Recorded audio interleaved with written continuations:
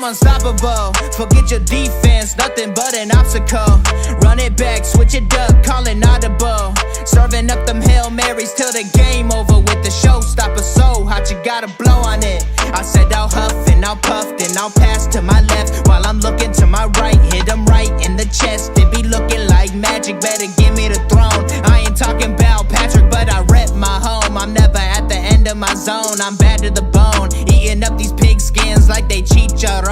And you a douche cabron. Mira, mira at the mirror on the wall. I'm the greatest of them all. They gon' put me in the hall. Your name is only written in a bathroom stall. Quit your stalling and make a play. My drive too long, pop the clutch, I don't pump the brakes.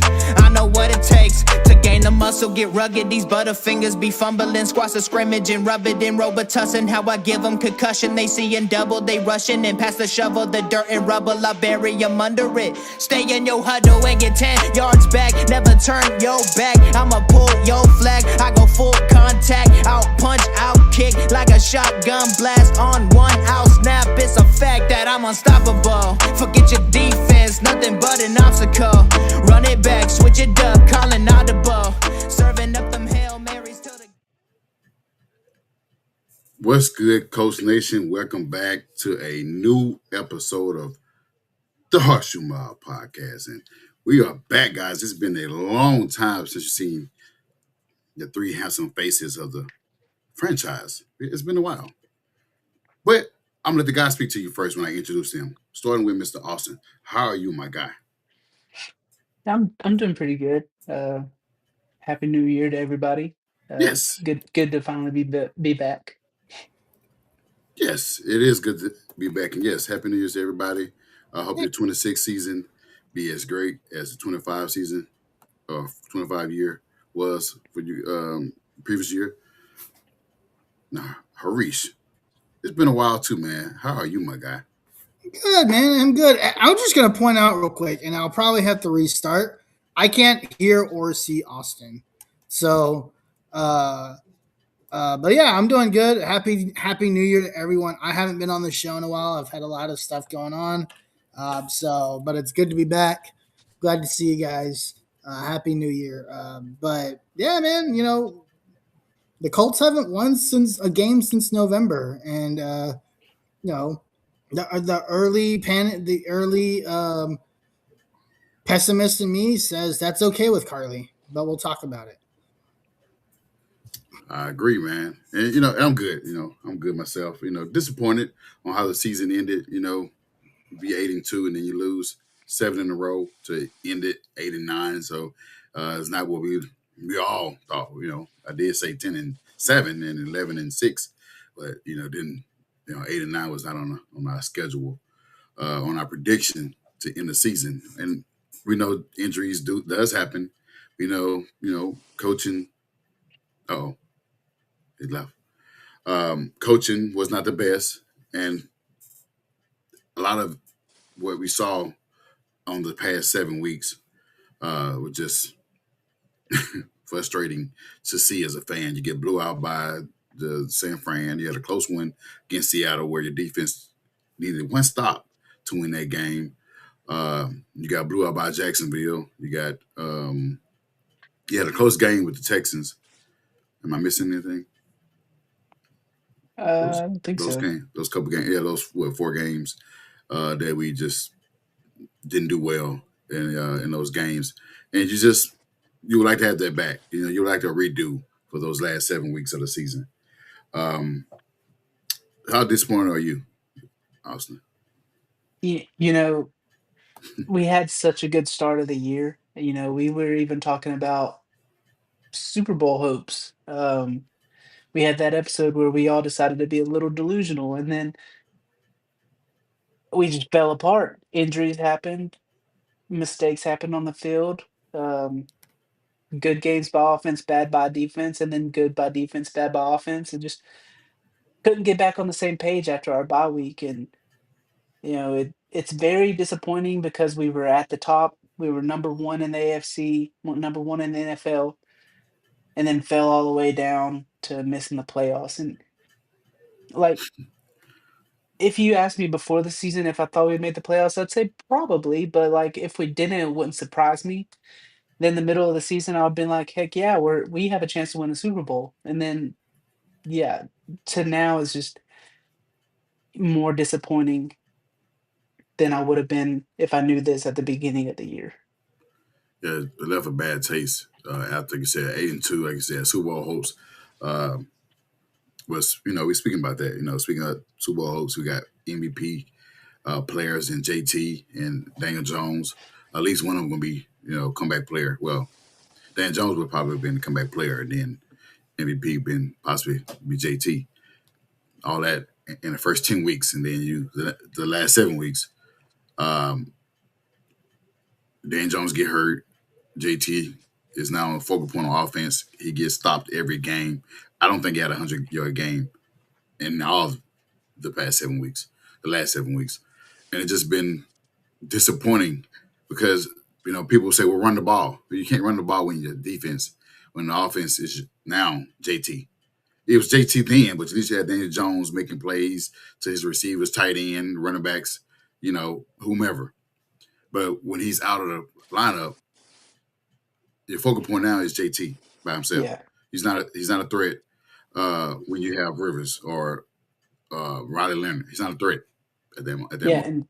and some fans couldn't understand that. They would say, "Well, JT fell off." It's like not JT's fault. The Right. defense is obviously stopping the run. That's their main goal. They're saying, "Don't let JT beat you, and we'll win this game." And that's what happened ever since Jones went out. You're correct. And I think even Sunday, I think he had like one yard to carry. Yeah, it was bad. It was bad. So I mean, it was the Texans was in the backfield a lot on Sunday. Although Rod Leonard played the way he played, there's nothing that we could have done to get JT going. Um, oh, I don't see it. Let's see. He said let him in. Oh,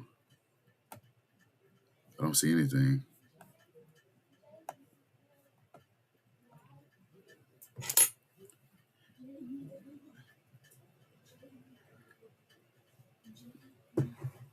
And yeah, it was in the backfield the whole entire time, and he couldn't get any yards. They had put in Giddens, and he wouldn't get any yards.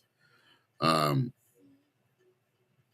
the offense, the rushing offense was pretty much non-existent for the last 7 weeks of the season. I think he had his biggest game. I think he had 70 yards, 80 yards, and I can't. Was that against The Jacksonville? Jags. Yeah, Jacksonville in the blowout. So I mean, there's nothing that we could have done to change the outcome of the season. You just couldn't blame him for the reason why we are not being that top five offense. First 10 weeks where we averaged 31, 32 points a game. So uh, let's go ahead and start with the show. And we're gonna go ahead and start with the why we're here, guys. That's our sponsorship, guys. We are here because of fanbattlesports.com, where you can now download Substack and subscribe to the network, where you can see all of our past episodes. You can see the merchandise on there. At some point, we're gonna be doing merchandise on there and all the articles that's been written on there. So check that out at fanbattlesports.com. We appreciate your support moving forward. We appreciate it today. And if you're here, subscribe to the YouTube channel. If you're here on X, give us a follow, like, comment. Also on Facebook as well and on Twitch. So appreciate you tuning in on all those networks. We're glad to have you here tuning in on the show. But yeah, I mean, I'm disappointed. But let's talk about Riley Leonard. Riley Leonard was named the starter of the last game of the season, where he performed extremely well. He performed extremely well to where he had 21 of 34, 270 yards, 3 total touchdowns, and 1 interception, 2 passing touchdowns and 1 rushing touchdown. How you guys like his performance? I can let Harish go ahead and start since he had some difficulties on his side. Can y'all hear me now? Yes. Oh, I can hear and see you guys too. Hey, look, Riley Leonard. Again, I'm the pessimist in all this, right? So, I mean, I wasn't expecting anything of Riley Leonard. I'll tell you this: he played well, right? I mean, this isn't like the Texans were playing like a bunch of nobodies. Um, it wasn't like they were playing their backups or they were resting starters or anything. He played the number one defense for the Texans. He played extremely well. Obviously, the big play to Pierce, so we'll talk about Pierce in a little bit. Um, he had some really good throws. What this means for Riley in the future, I don't know, but I think that was like a really good developmental start for him. And look, I think it was positive overall. Am I going to sit here and be like, "Yep, he's the next Brock Purdy"? Absolutely not, right? Um, but The next Brock uh, Purdy. yeah, Brock like a successful starting quarterback in the NFL, a seventh rounder. You said somebody said that, or you saying that that's not the case? No, that's just me speaking out loud. Okay. Yeah, yeah. Like that's just me like saying, is he the next Brock Purdy? No, I don't think he is. But I think it was a good start, and he'll have a full off season. He'll probably we'll see what happens with Daniel Jones. I'm not really like how you guys know. I'm not high on guys after coming off of Achilles injuries, especially a guy like a quarterback who relies on that Achilles for like motion and movement, and it's really important. Um, and again, I don't know what to think of AR at this point. And so I think there's going to be a legitimate quarterback competition again next year. And if Riley happens to win the competition, cool. If not, then we just ride like we have for the last 8 years and go without a quarterback and kind of like twiddle off in La La Land and see what happens. Yeah, I do know how you feel about quarterbacks coming off Achilles, um, and it's not the greatest reputation for any quarterback to come back off a big injury. But quarterbacks have come back and they perform uh, okay. And we have a nice offensive line to keep him upright. So, Austin, how you feel about this performance of Riley Leonard? Again, got to start as Rivers retired, and he performed it despite losing. Yeah, like Harish said, the Texans defense is the number one defense in the league. And for the most part, he played their starters, especially in the first half, and he looked really well. Now, can he do it consistently? That's another thing. Like he played in the game that Jones got hurt in, and he didn't look as good as that. Um, so like getting him to playing like that consistently would be the goal, but I don't know if he's the guy that can do that. Um, I do think he will be a solid backup, but I do think he also has a chance, like y'all said, to compete for the starting job next year because we don't know what Jones is going to be. We don't know what AR is going to be. We don't know if we're going to even add somebody else, or we don't know if Jones is going to come back. We'll just have to wait and see. So, but this game proved that he can play well and he can make good passes and he can throw the ball down the field. He has a stronger arm than a lot of people said that he did. But yeah, I mean, overall, he looked really well. I think he can be a solid backup for sure. Watching his performance showed me that, again, that's another diamond in the rough for our team. We didn't know what Riley Leonard was. We didn't see him much in preseason, and then just see him in the Jags game. He got hurt in. He was bad. He ended up getting hurt. And then to see him this game here against the number one defense in the league, where he carved him up. That play to Alec Pierce, where Pierce almost fell down. He had to regain his balance to get a touchdown. It was like 66 yards. And I was like, holy cow. Who blown it? First of all, I was like, who blown the coverage? Who was that? Because Lassiter was hurt, and I know other guys on the other side. I was like, well, who did that? Who blew that coverage? Because he was wide open. And then he kept doing it. I kept throughout the game, Riley kept forcing the passes to Alec Pierce. I was like, well, Alec Pierce continue being open. Whoever that cornerback is, number 38, he kept getting cooked. And the protection on offense was great. Pass protection was great. The running block was bad. But it's been bad the last 7 weeks. And I was like, okay, Riley Leonard he's playing like he belongs in the league. But he reminds me of what Mac Jones did for the Niners. You thought the Niners would be out, when Purdy was out for 6-7 weeks. Mac Jones kept them afloat. I mentioned Davis Mills. He kept the Texans afloat for 3 games. When they went 3-0, they beat playoff teams during that stretch. Can Riley Leonard be that guy for us if Daniel Jones not as good coming back, or he does get hurt again, can we rely on Ryan Leonard for a extended period of time? Um, I know it's a small sample. I want to say Shane Steichen has shown that he can have every quarterback that he has. He have done well with them, and I think that's what Ryan Leonard can do with long stretches. If we can get the running game going, get all the other things going on, the wrinkles, offensive line, get Michael Pittman to catch the ball because he had a key third down drop that pissed me off. I know I said the P word on the show. I hope him get counseled or get blocked, but that frustrated me. But it seemed like Alec Pierce wanted it more on Sunday, and it shows that he is that guy. He is.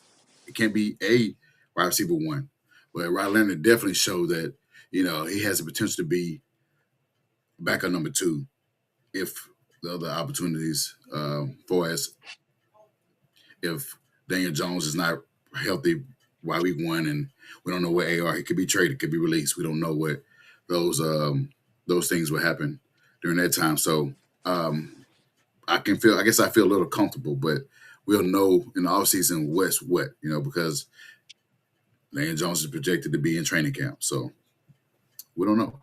I don't know what to expect, man. And it's only because of Ballard. Ballard got me to where I'm always questioning what's going to happen in the offseason. I'm always like that because I've never been to where confident going in. Am I upset, frustrated? A lot of time, yes, but I don't. It's always unknown in the offseason because I don't know what Ballard going to do. If I know what Ballard going to do, if he had a history of doing the right things, I'll be going in next season like hell yeah, we're gonna be back 8-2 the first 10 weeks next year. But right now, I'm like, I don't know. I'm like you guys. We don't know. Everything is pretty much is going to be. We thought Ballard be fired right now. So a lot of us, our faces like this because we don't know because we thought he was going to be gone. And Andy, yeah, you can sell your merch on here as well. Well, let's talk about the guy that caught those passes on Sunday. Alec Pierce. Alec Pierce reached 1,000 receiving yards, 1,003 receiving yards for the first time in his career. And the way he played on Sunday, he was playing for a contract that he definitely earned. He definitely earned that. If he's not re-signed by whenever the deadline is, we got a problem here. How are you guys feel about this guy and his performance? The guy had 47 catches for 1,000 yards. I didn't say 80 catches. I didn't say 90 catches. I said 47 catches for 1,000 yards in a season where his starting quarterback get hurt. AR didn't even touch the field. He had Rivers for 4 games, and then he had Riley Leonard, and he still had 47 catches for 1,000. Austin, let us know how you feel about this. Yeah, I mean, we knew coming in he was on a contract year, and he proved that he can be a wide receiver one if given an opportunity. He goes up and catches anything that's through his way. And I think I saw something that said he didn't have a single drop pass recorded this year. And that's Did he something drop it? that Did he drop any in the game? Maybe one or two. Okay. I'm not sure. Let That's me just what I let me saw. check. I'll double check that. At least on Sunday, but yeah, go ahead. But yeah, That sounds about I right. mean, But I'll he's double- looked good all year, and we haven't had 1,000-yard catcher or receiver in 2 or 3 years. And Yeah. in a contract year, he proved that he deserves a contract, and he's going to get paid hopefully by us. But if not, he for sure earned a contract with somebody. You know what? Before Harish get into his segment or his comments, it seemed like every receiver that we had past couple of years ball out on a contract year because you remember Pittman did that with Gardner Minshew. They had a big big contract that he got 29 a year. So it seemed like Josh Downs next, right? I think Josh Downs has played good. He just doesn't get a lot of targets. Right. Well, I was saying that when his contract is up, he's going to have 1,000 yards. I mean, hopefully. Well, go ahead, Arish. Go ahead and speak on how you feel about the would you call him 9 route merchant? 9 route merchant, my guy. Listen, man, I will say this. I understand like how like we felt about Pittman when he did this, right? You Hmm. know, we had obviously Chris was still on the show, and we talked about how like I think this is just a play, just in a contract year, and I didn't believe he was a wide receiver one, right? That's obviously played out. But Pittman, or sorry, but Pierce, I actually feel like Pierce's game has grown. And the thing that I noticed about Pierce this year is he did it under multiple quarterbacks, right? And he did it with different route trees. Yes. With Pittman, there's the same concerns I had about Pittman, and the same reason why I said Pittman wasn't a number one is still playing out today. He's situationally bad. He's unreliable when you need him in big games. He only plays well against certain teams and coverages. But I think Pierce in both games versus Houston this year was really good. Right. Um, he had 4 for 78 and a touchdown the first time, and he comes back and follows that up with 4 for 132 with 2 touchdowns this time. That's the best secondary in the league. That's the number one secondary in the league, right? Pittsburgh, a game where everyone struggled, six catches on 11 targets for 115. Yeah. Yeah. Right. He decimated that secondary. The Rams are also seem to be a really good secondary, right? He was really good in that Rams game. 5 receptions for 98 yards. The Broncos. He was really good he was effective against the Broncos. 4 receptions, 68 yards. Like, and he's doing this as like a number 3, number 4 receiver, right? So he's not getting the same snap counts as everyone else. And double check you there on there, Austin. He had one drop, and that one drop was on Sunday all season. Yeah. Again, in a receiving core that like Still good. Yeah. has so many guys that drop footballs. Pierce is actually one of the ones that caught dang near every football that was thrown to him. He had for the year he had 47 targets, or sorry, 83 targets, and he had 47 receptions. So he had about a 56.6, like a 57%, like essentially like catch percentage, right? Now what'll be interesting to see is does he come back? I think there was already a comment made earlier, a statement made early on that his one of the factors of him coming back is if we re-sign Daniel Jones. So it sounds like he really enjoyed playing with Daniel Jones.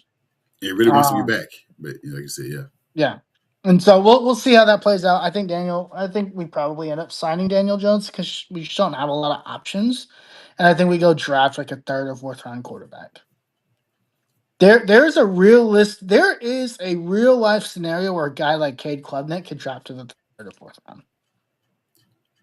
At first, That's a real life thing, right? but Like it's strange because before then he was a first round quarterback. he Before was this deal. probably the number one quarterback Right. coming into this season, right?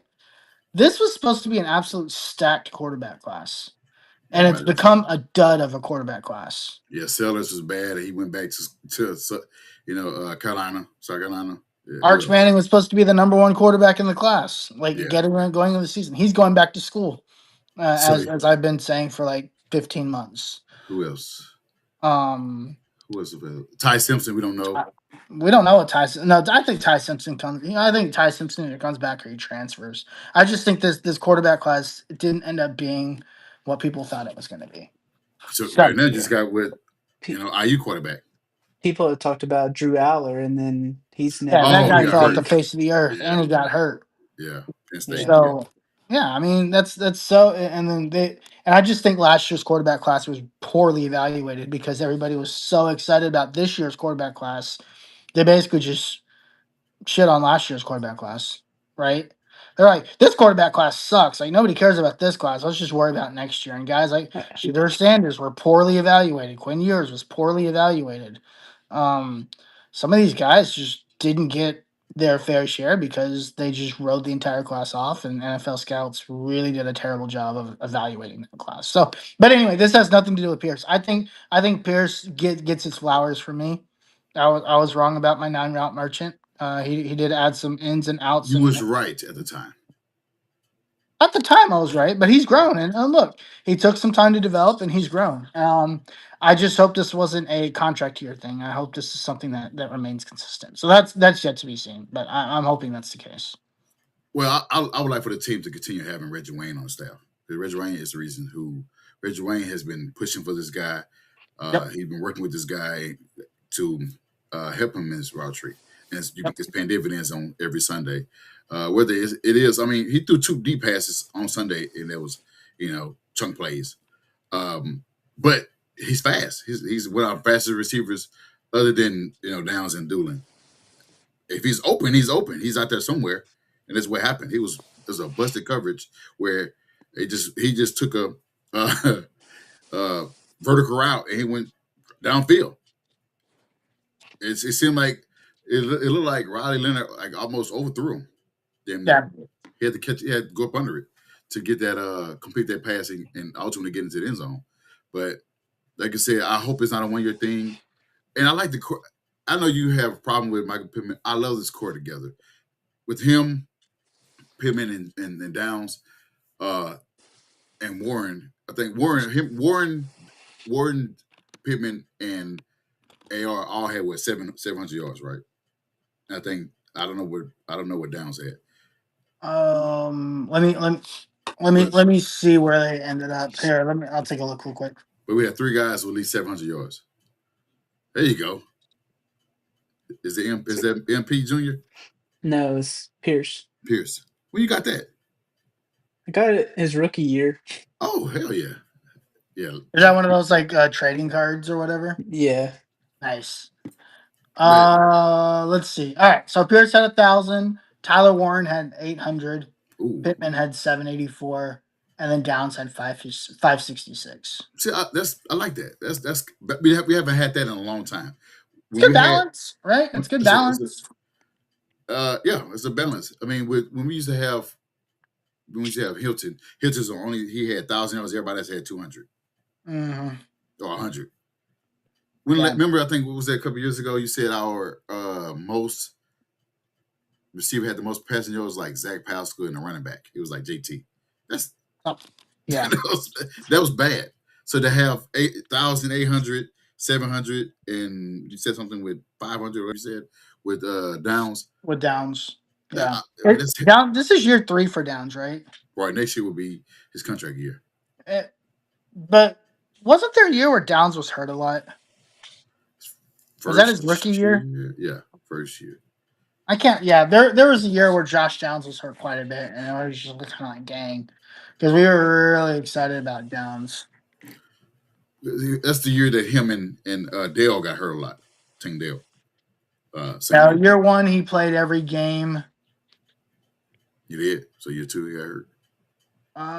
Let's see. Here we go. Year 1.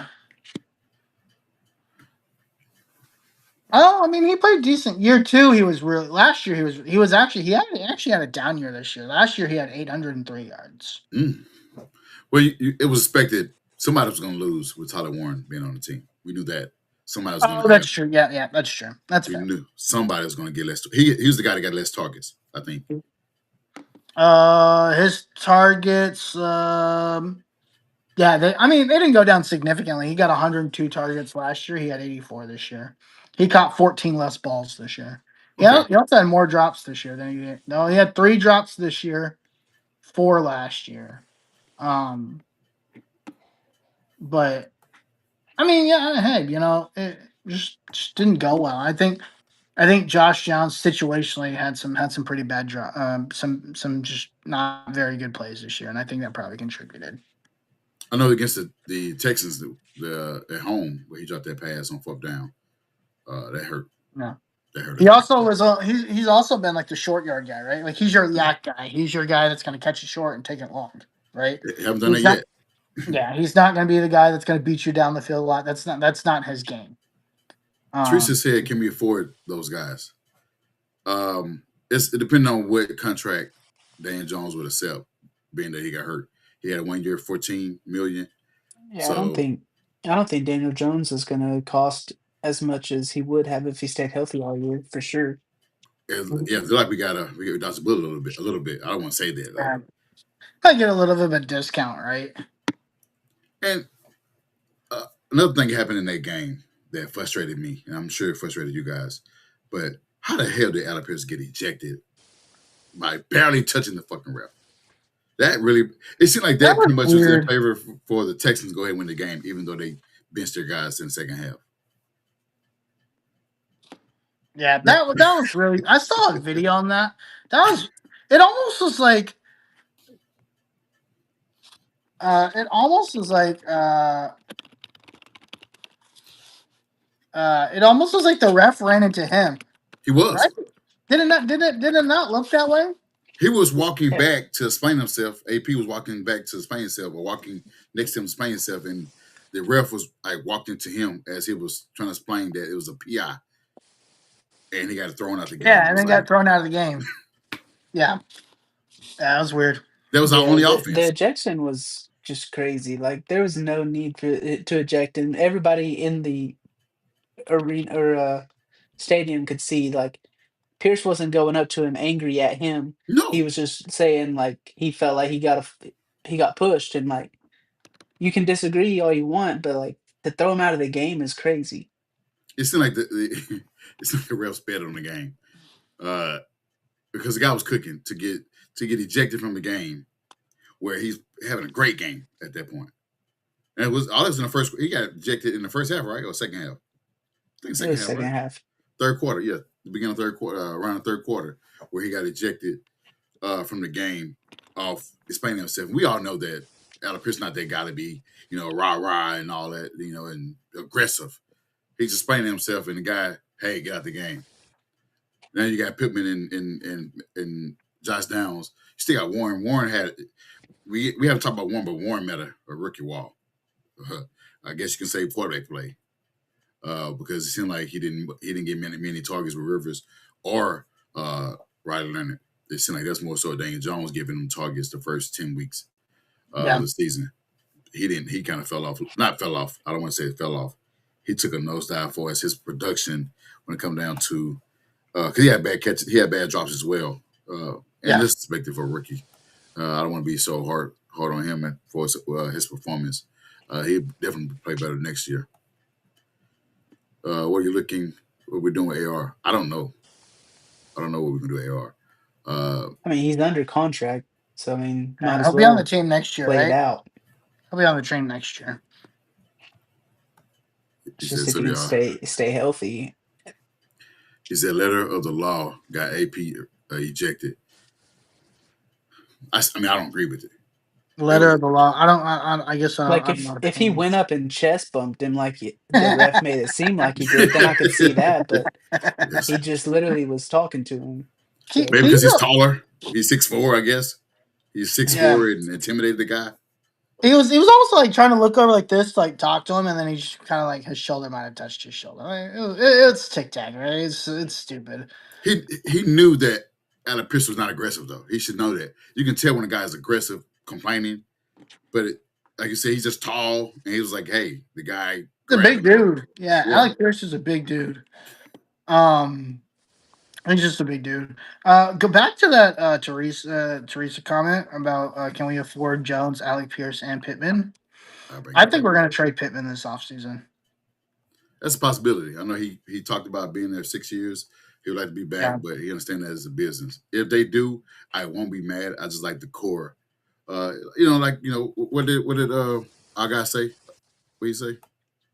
But we like the group we have. And I like yeah. the group of guys we have. I mean, who would you replace? Get another guy to be in there to be in the flow of things if it's not Pittman, drafting wise, or even pick a guy with free agency. I don't know any guys available that would be serviceable.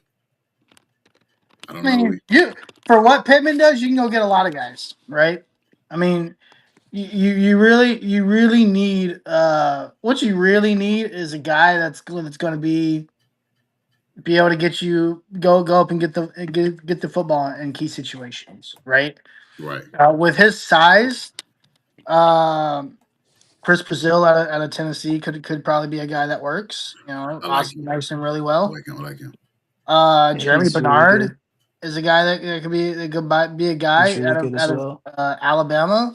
Elijah Surratt out of Indiana. Like there's a lot Hell of yeah. there's guys that could go fill that void there, right?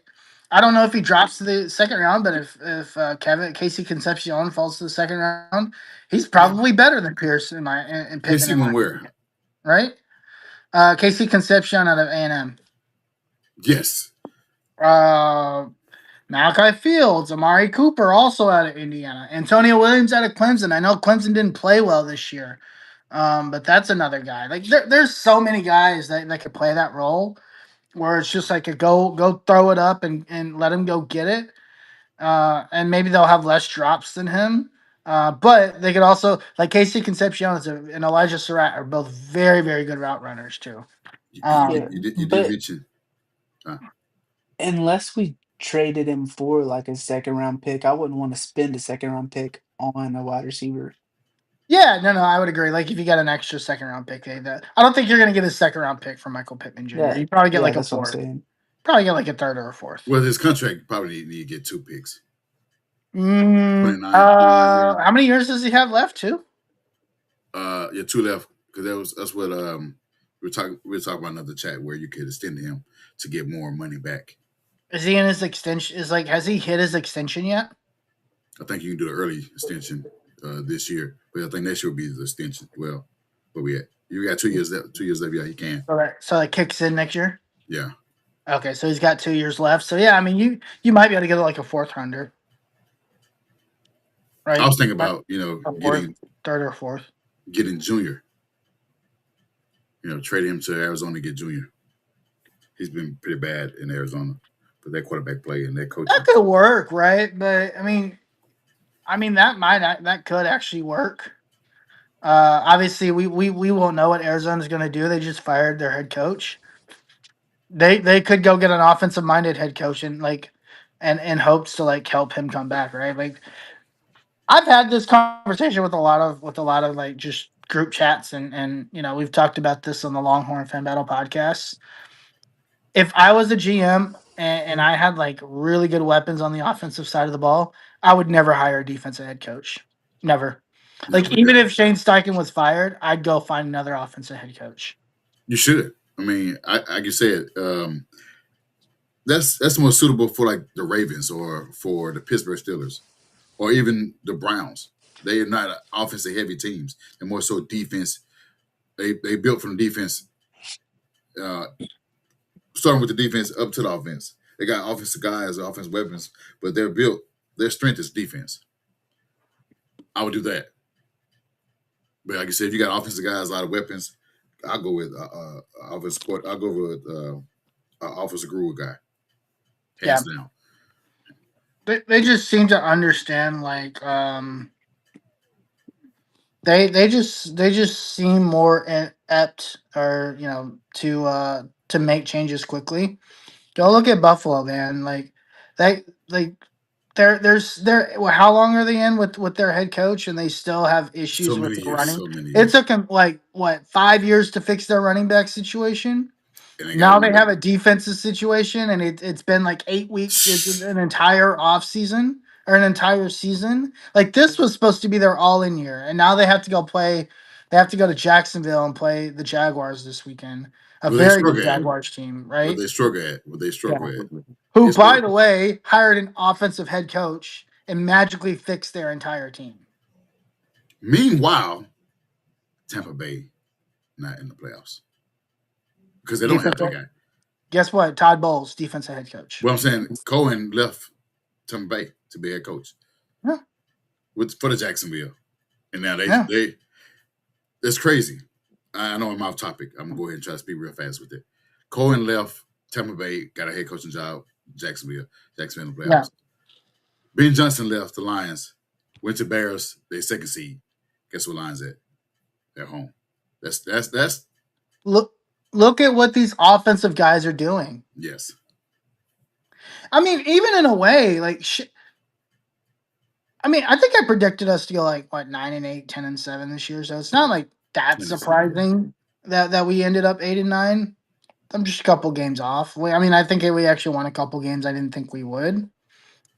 But if you look at Shane Steichen, nobody thought Daniel Jones was like ripped from the beginning, right? Remember when we started the season, they announced Daniel Jones was like, Who was mad? we were like, yeah, we're winning like 3 games this year. To be fair, like the first 10 weeks of the season, Daniel Jones looks really good. Yes.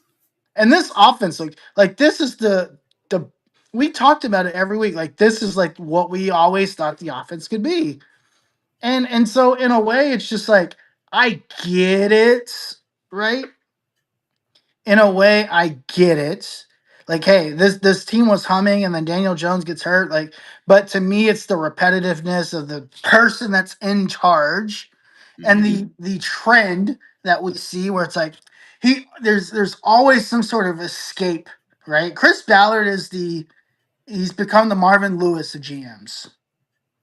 Yeah. There's an escape for Chris Ballard, right? But to go back to it, Shane Steichen and what he did with this offense the first 10 weeks of the season was unreal. And I think it can be replicated if Daniel Jones is healthy, or you can go find a quarterback that can run the offense like Daniel Jones.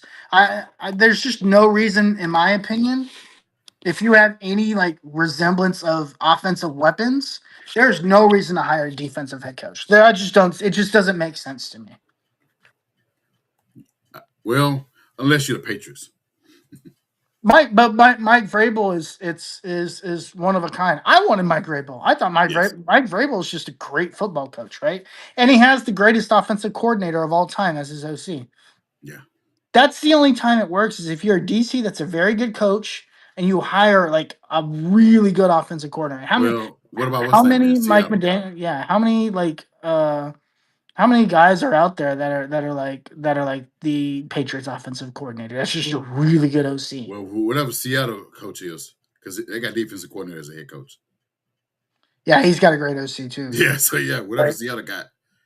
Who else? Yeah. There's not many. I mean, you can argue, make the argument that homeboy in Houston's doing well. Well, the OC ain't good, but it just got the players. But he built that defense to be a truck, Yes, he did. He did. right? Yeah. And the offense has come along. You know, CJ gets hurt. The offense has come along. But you know, they figured it out. They started 0-3 and they won like what, 11 in a row? Yeah, 8 in a row, something like that. A lot. Yeah. What's up, Wayne? Happy New Year What's to up, you as Wayne? well. She said that's why Shane should stay and Ballard should have.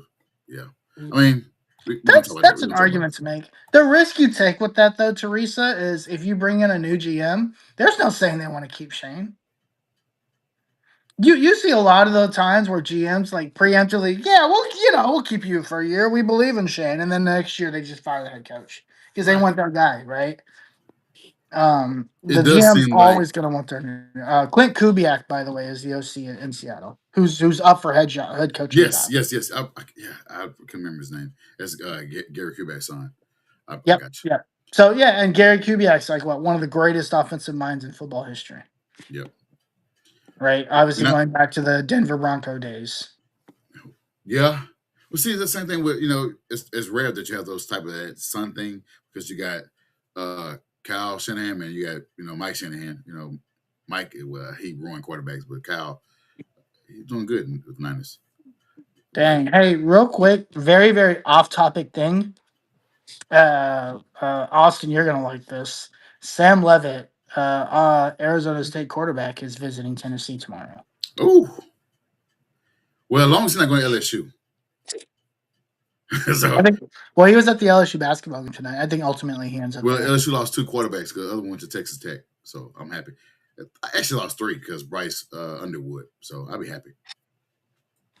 Sorry about that too. I got off. When you Sorry, said that, I was like, I just happened to see that. Obviously, like with the portal and everything, and Longhorn Fan Battle is doing really well. I think we get like 350 followers since Friday.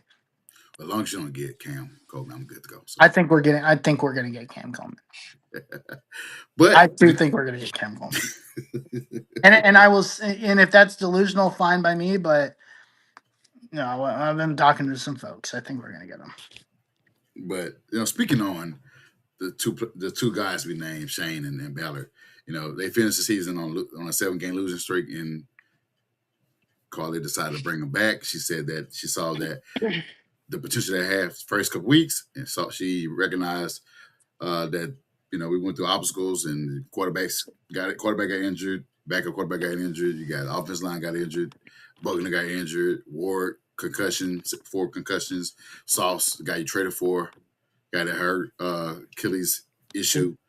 A lot of things that happened. So she recognized that happened. So she said that was the reason. For those reasons, that was the reason to bring back Steichen and Ballard. I'm for the one that says let go Ballard, but now that you guys, I had time to think about that. Why would you fire him now? The new GM don't have no first round picks, and then you stuck with a head coach that you didn't bring in. Like you said, a year later you can go ahead and fire him, and now you're still stuck with nothing. Now you got to start from scratch, and you got to fix a shit show that you have to work with, and that's not fair for a new GM. I would rather these two guys finish out next year because I think Ballard, this is last year of a contract, 2026 is. Yeah, yeah. I don't know, and I think Shane Steichen, right? His same. They Last both year. got 2-year extensions. I think last year, right? So this was year one. Next year's year two. So they both have expiring contracts, so she can just choose to let them walk. She don't have to resign, depending on how the season goes. So she said the sense of urgency have not been greater. So she's saying that this year, this coming season, is a sense of urgency. So if they don't get it right this next season, there's opportunity. There's a chance that they're gone anyway. How you guys feel about these two guys being back, being retained, Austin? Yeah, Ballard's been here for now 9, 10 years, and we haven't won the AFC South. And I get all the injuries happen. I'm not blaming him. I think he put us in a good position, but I guess our depth wasn't deep enough to handle as many injuries as we went through. It's just at some point you gotta let him go. Like I said, 10 years, no AFC South championship, Mm, been to the playoffs twice. It's not good, and I think any other GM would have been gone by now. And as for Shane, I get more Shane than Chris because he hasn't been here as long. But like Harish said, a new GM's gonna want his own guy, so you don't know if he would have stayed or not. So like I just feel like Ballard should have been gone already. yeah. Speak on it, Harish. Yeah, I kind of see this two ways. I see like what Austin says is 100% correct, right? I think the other thing to this is throughout the season, like as things occur, right? I'm sure, like, and this happens with players, this happens with coaches, this happens with GMs. I feel like people like put feelers out there or have their people go like put feelers out there, and there's probably a sense of like there's not another good option right now. And maybe there's like a certain type of player that they're looking for, a certain play or a type of GM or a certain type of GM. We also don't know like what the Ursay sisters prefer in a GM, right? And so I think that also plays into it as well. Maybe they don't really know, right? They just got kind of thrown into this, and they probably need some time to evaluate what they want to do with the organization moving forward. And this just gives them that time with only 1 year left on their contract on this contract. Um, that's probably the thinking there. I was like, hey, there's just a year left. Maybe what we're looking for isn't out there, so it doesn't make sense to make a move now. And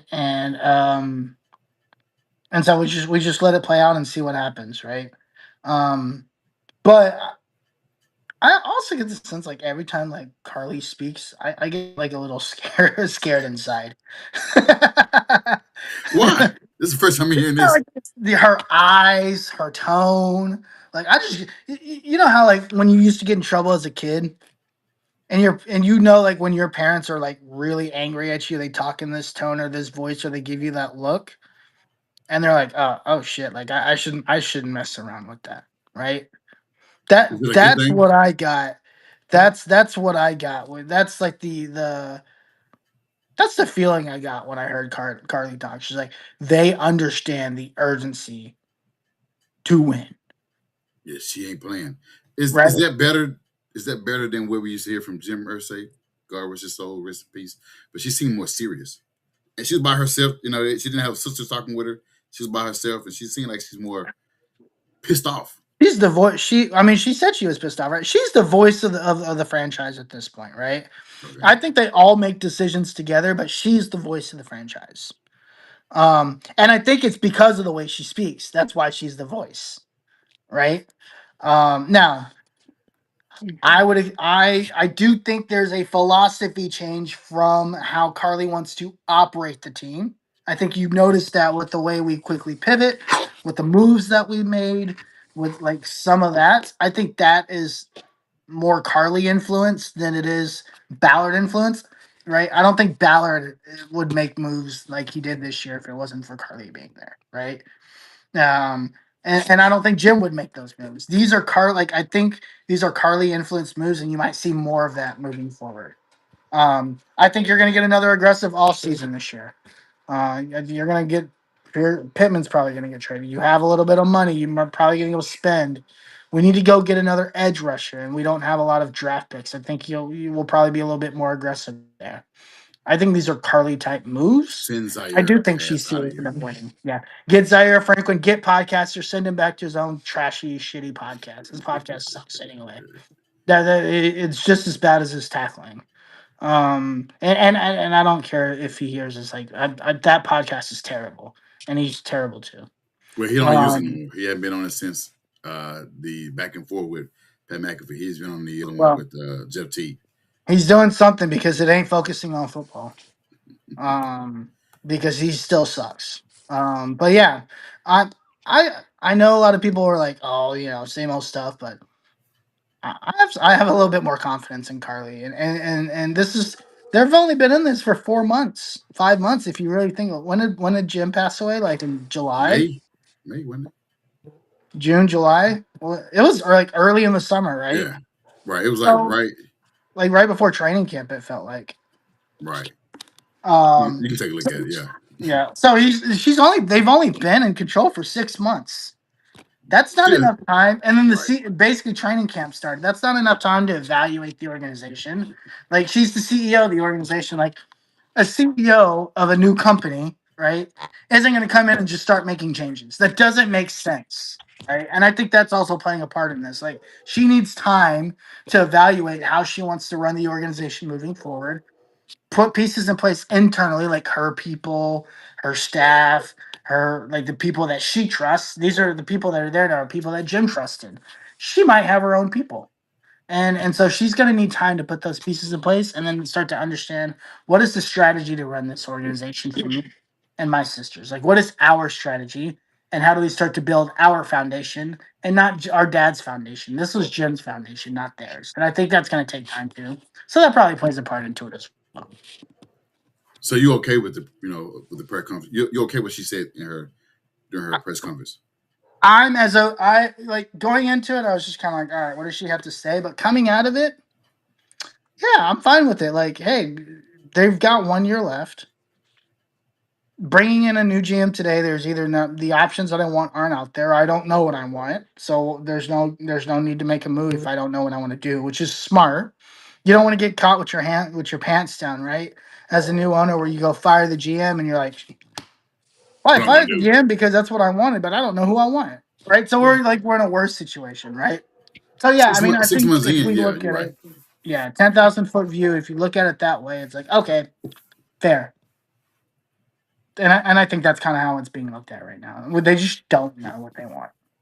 I didn't look at it that way. I look at it. I know a lot of people was like, same old, same old. They kind of just trashed her, saying that she basically didn't say anything. I was like, well, I would rather her not say anything and be Yeah. pissed off at Ballard for a whole 2026 season to put pressure on his ass to perform, to put a building team around, say, his quarterbacks. Build a team around the other pieces that he has. That way, I'm not saying he's going to, be retained, but if you're putting a team together to sustain a long season, 17 game season, where one player shouldn't impact your whole season. One player impacted our entire season.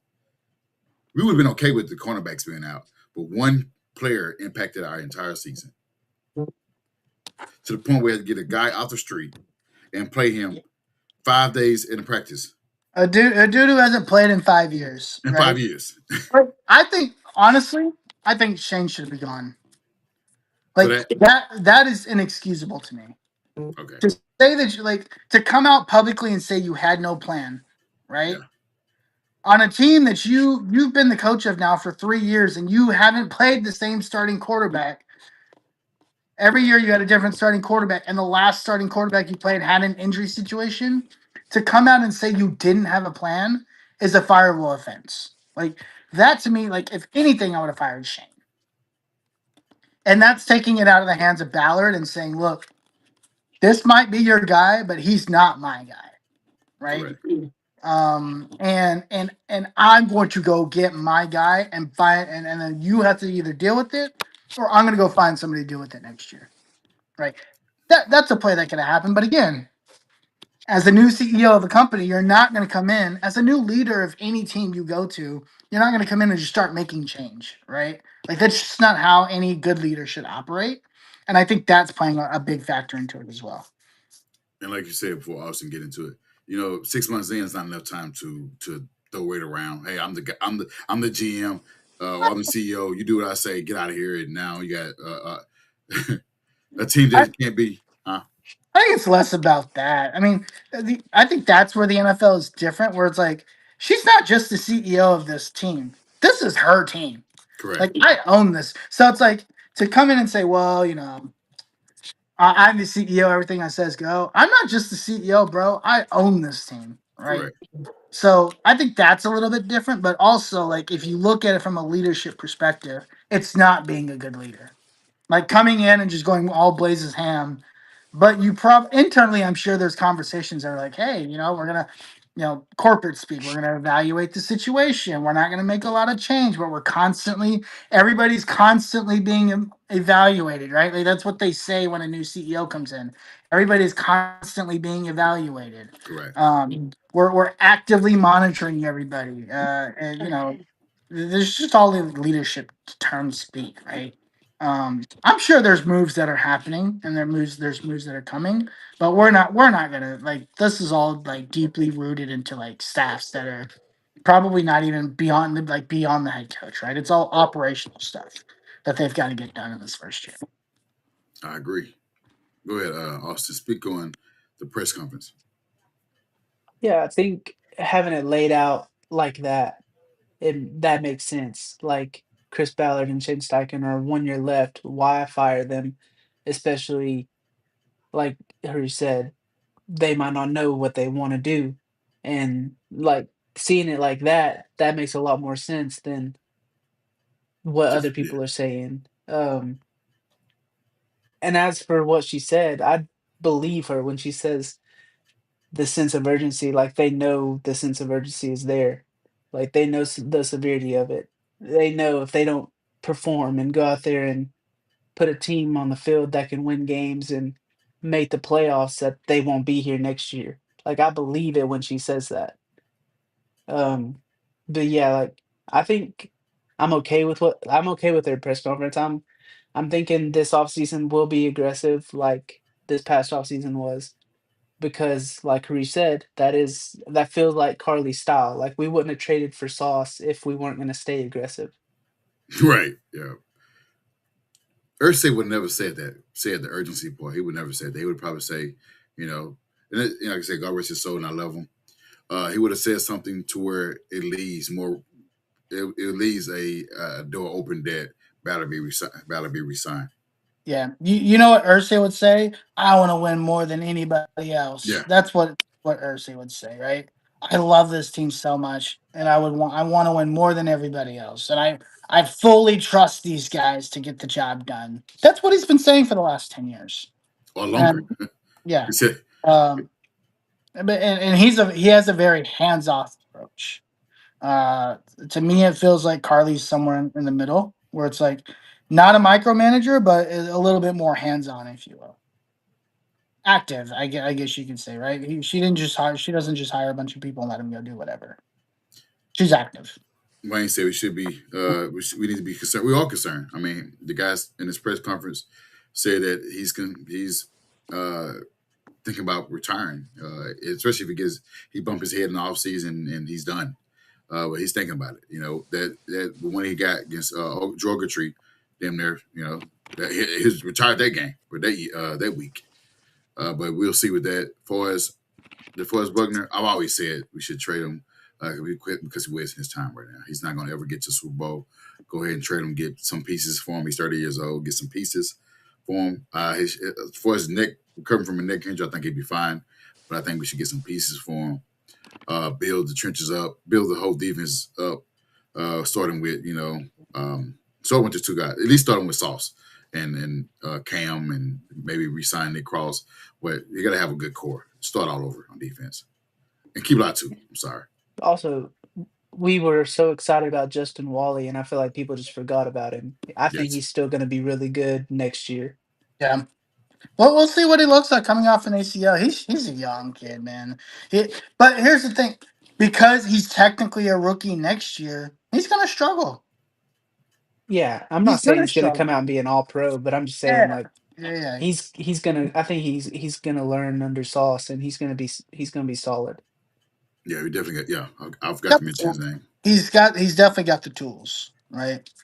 We got a So good linebacker core with Hunter from Wisconsin. So we got a good core, nice core. We just haven't seen them yet. Like Harish said, they'd be rookies. Technically, be next year. They'd be rookies. So it'd be interesting to see that. But yeah, I'm okay with her press conference. She pretty much put fire on both the head coach and GM ass. I mean, we haven't had that in the owner. Like you said, Ursay always said the nice things, said everything that we didn't want to hear, but the guys in charge was able to hear, and it was to retain their jobs. Carly didn't do that. Carly was like, "Hey, they understand this." Same with AR. It was like she said, AR has a chance to prove himself because his contract is up. She didn't say, "Hey, I'm trading him." He's going. She said he got an opportunity. So him, along with the other two people we named, they got an opportunity to prove themselves. Or else, bye bye. AR got an opportunity. If he doesn't, he'll be another uniform. Shane Stein can be coaching somewhere else. Ballard he'd be terrorizing another team, collecting free checks with another team. So I'm okay with what she said. I actually felt that. I felt like she felt pissed. I felt that. I felt like you said, the mama, like, oh, we gotta be quiet, guys. yeah. Mom here. If we sign Daniel Jones and there's a QB competition, is Daniel Jones going to beat out AR again? With the way he played last year, I have no doubt. Unless AR just says, you know what, not again, and it looks like, depending on I don't know. If I'm the Colts, I'm trading AR as soon as the first chance I get. Yeah, I would say, because if you're gonna sign, if you made a trade for Sauce Gardner for this guy, Daniel Jones. Yeah. So you didn't do that Well, for AR. so to answer your question, Jones coming off an Achilles, we don't know what he's going to look like. That's for sure. They said like he could see down the field, but catching snaps, he couldn't really. He was having trouble with it because of I his don't want to eye laugh. injury. I'm sorry. I don't want to laugh. So That's we the don't goofiest know. injury. It's the Yeah, most AR injury like you can ever. Yeah, we don't know what he's going to be. Yeah. Like, hopefully his eye heals just for him. Like, but if it don't, and he can't see snaps, like he can't be an NFL quarterback. Yeah. yeah. When a rubber band, a band hits your face like that, and now you can't see. You can What? throw vertical routes, but you can't see any intermediate routes. I mean, he couldn't see intermediate routes to begin with, so it's not like that. Right. So, Uh, where I left. Oh, yeah, I forgot what I was. Yeah, should we resign Daniel Jones? Obviously, I forgot what I was about to say. I'm just saying that you couldn't say him anyway. It's the truth. Yeah. I'm gonna go ahead and go. Yes, I think we should resign him. How many years? I don't know. Maybe another 1 year. Prove it. It did prove it for 10 weeks, and it wasn't his performance why we had a collapse. So I think we should at least give him the other 2 or 3 years. But go ahead, Austin. Um, should we is hard to say. I think we will resign him. Hmm. Um, but like Harish always says, Achilles are hard, especially on quarterbacks. We saw, Kirk Cousins is older, but after he tore his Achilles, he was not the same quarterback as he was before. Um, I think we will resign him. I'd say 1, maybe 2-year deal. Yeah. Go ahead, Aaron Harish. Rodgers finally looks like somewhat better, right? And he's 2 years removed, right? So even if you do Yeah, re-sign 2 years. him, Yeah. this year's basically a dud. He's not going to look. He's going to be healthier, right? But he's not going to be the same until next year, or even like remotely close to what he was. And he may never be that again at this age. I think we're definitely gonna keep him in the pocket. He's not gonna be probably running like he used to be. Probably still be thinking about his Achilles, so he probably won't run as much as he did this season here. This is I'm all for Daniel Jones and Riley showdown. I'm done with AR. We took him before. I mean, I understand for everybody to be done with AR. I mean, I'm not done until he's not on the team, but. Everybody have their opinion on that as well. But yeah, go sign him for a couple years. Yeah, just to see what he does. Definitely keep Riley. Yeah, I was saying something. Oh, I think another one is where we should we. What was? It? I don't want to talk about JT being the touchdown leader because I mean it is what it is. I mean that's pretty much. Oh, our defensive coordinator. We could lose him in the offseason due to a lot of now a lot of head coaching jobs available. I think we're 7 jobs available because you got the Yeah, Ravens I think available. so. So it's a possibility that Lou Anarumo could be leaving our team to be with one of the 7 teams head coach. Are you okay with him leaving, or you want him to stay, Harish? I don't care about seasons. And Anarumo was what we thought he was going to be. You said what? And it doesn't matter to me. Anybody that hires him as a head coach is an idiot anyway. Oh, Because I just appreciate told you guys, I wouldn't touch a DC as a head coach look for anything. So you did say that. Yeah, you did say that. I feel like a team like Cleveland would hire him. The Jets would probably take a waiver on him. Well, Maybe Jason's like not just available. bad organizations would probably hire somebody like him. Well, it's just not available right now. Right now. Not Jets. Who's the other one? The Giants. Well, yeah, Giants. Giants available. Titans available. We'll interview him today or tomorrow. Yeah. Ravens available. Atlanta available. You know who I'd bring in if you let him go? Rex Ryan. He still got it. He still got it on. Yeah, dude, Rex Ryan, man, he I think he still has it. If he's interested, why not? Yeah, because I don't know I'd who be it. okay with Rex as a DC, not a head coach. No, not a Well, head coach, I didn't like as him the as a head DC. coach. Yeah. I'm just saying, like, yeah, I agree with you. well, be our luck is that he'll be the DC, and then Shane Steichen be on his last year, and then we just promote him to head coach. And I'm like, you know what? See, guys, you started this because Well, I mean, if they fail, they're all going to be gone anyway, so it wouldn't matter. If they fail, they're all going to be gone anyway. So that wouldn't matter. What's that guy we had for the DC for the? Well, never mind. He was head coach. The DC that he interviewed for the Giants. It was like Wendell, something like that, or not Wendell. Like I forgot his name. The Wink. Yeah, Wink. He been pretty Wink good. Martindale? He's He'll be. in Michigan. He left. He did leave. Yeah, he did leave. Yeah, he's Well, at Michigan now.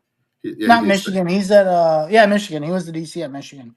Now, does that change because they have a new head coach? I don't know, but he was the DC. He's the DC at Michigan right now. She say I'm crazy.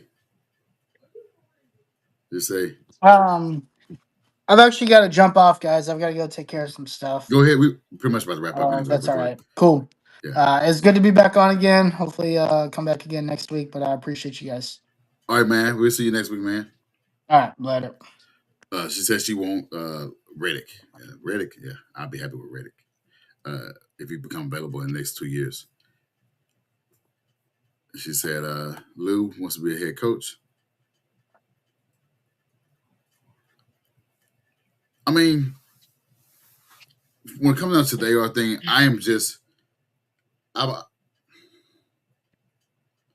a lot of hopes for the guy, the young kid, and just everything that he's been through based off, from the year one injuries, year two.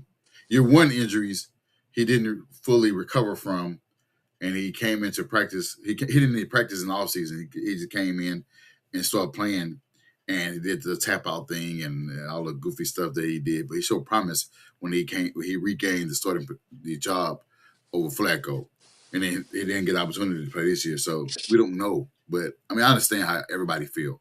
I'm not against everybody who wants him gone. I'm not going to sit here and fight everybody or debate everybody saying, "Hey, I'm crazy for wanting him to stay or crazy for wanting to go." Either or, I'm okay if he's not on the team anymore because I said it. I'm going to support him until he's gone. If he's gone, there's no need for me to support him, and that's a fair assessment for me. But we're going to go ahead and wrap this up, guys. We're going to go ahead and get up out of here. We give you guys a lot of y'all time. Appreciate y'all time. If you're watching on all the social medias, give us a like, give us a share, give us a comment. Also, follow all of them. Follow us on Facebook, follow us on Twitch, follow us on X, and also subscribe to the YouTube channel. We appreciate your support. We also will be back next week, same time, 9:30 Eastern time. So give us a follow for all the content that we'll be publishing to you guys in this coming weeks. A lot of this content will be probably depressing because we're trying to figure out these things going into this new year. We got the draft coming. Well, we don't have a first round pick, but I guess we won't have a show until second round. Or I guess we won't have a show at all. I don't know, but we'll figure that out when the draft comes, and I guess we'll be talking about free agency as well. But we just hang in there with us. But Austin, let them know where they can find you. Yeah, you can find me on X at CookieAustin2. Likewise with myself, you can find me at Who Is Your Senior. And you also can find the guy that just left, Harish, at the Uncle Gundy. And also they have a show on Thursday for the Longhorn fan battle. You can catch him on Thursdays at, I think it's 8:30. Yeah, I think it's the same time. as ours? I think so. Or 8:30 Central Time on Thursday. Check him out on that. But you also can find us at HS Mob Podcast on all the platforms with Twitch, X, Facebook, also on YouTube. You can catch us, give us a subscribe. See what Teresa said before we go. Let's see, before we get up out of here. But yeah, we'll be back, guys. We'll be back on a regular schedule. We took some time off and we're back. Shane is a good player, but he didn't have the right coaches. And Shane is the guy that's leading the men right now. Great show. It's good to be back. We will be back next week. Same time. We just took some time off, but we're back here next week at 9:30 Eastern time. Give you all the latest updates. See what Chris Ballard had to say on Thursday when he have his press conference at 11 o'clock. So stay tuned for that information that we'll be publishing for you guys next coming days. But on that note, You have anything to say, Austin? I know you can tell about your news coming up, man, your baby. I mean, it's coming. He's due February 14th, and we're Yes, excited. I I'm happy for guess you. technically any day, like it could Oh, it happen. is? I mean, any day it could, like, Oh, well, you're right about that. So but you're all like right. we'll see. But yeah, he baby coming soon between now and February 14th. So again, congratulations. You know, I still got you. We got you as a podcast. So on that note, guys, we're gonna go ahead and end this episode. We'll see y'all next week. Horseshoe. On 1 out snap, it's a fact that I'm unstoppable. Forget your defense, nothing